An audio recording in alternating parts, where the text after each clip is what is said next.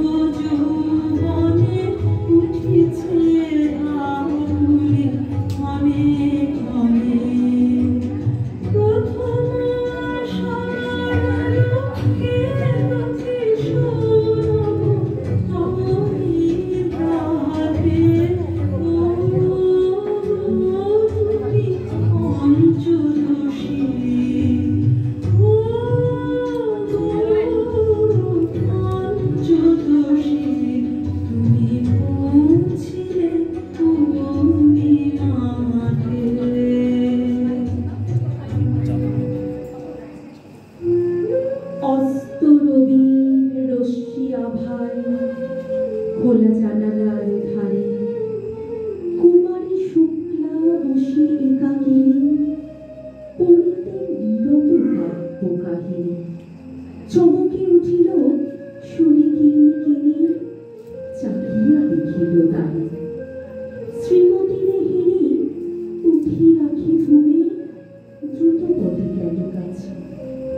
কহে সাবধানে তাঁরে কানে কানে, রাজার আদেশ আজ কে না জানে। এমনি করে কি মরণের পানে ছুটিয়া চলিতে আছে। দ্বার হতে তারে ফিরিল শ্রীমতী, লইয়া অর্ঘ থালি। হে পুরবাসিনী, সবে ডাকি কয়, হয়েছে প্রভুর পূজার সময়। শুনি ঘরে ঘরে কেহ পায় ভয়, কেহ দেয় তালিকা।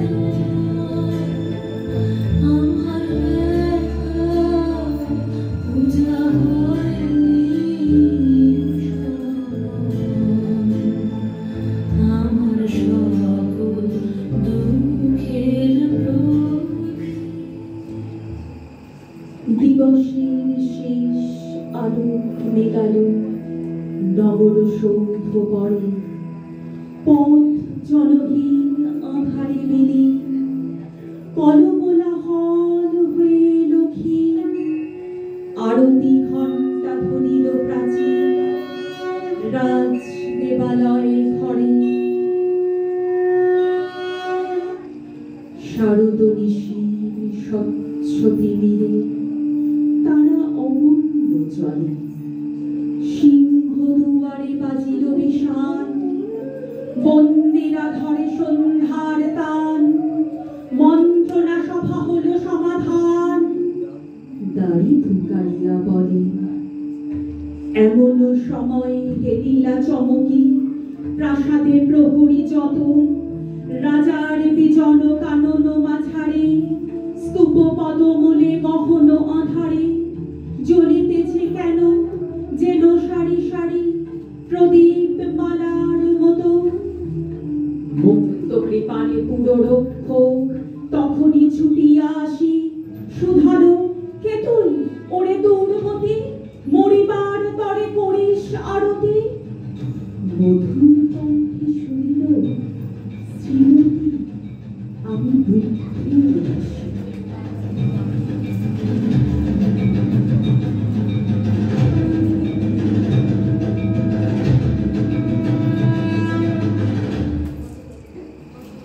সেদিন শুভ্র পাষাণ ফলকে পড়িল রক্তরেখা, সেদিন শারদ স্বচ্ছ নিশীথে প্রাসাদ কাননে নীরবে লিখিতে, স্তূপ পদমূলে নিবিল চকিতে শেষ আরতির শিখা। বুদ্ধং শরণং গচ্ছামি,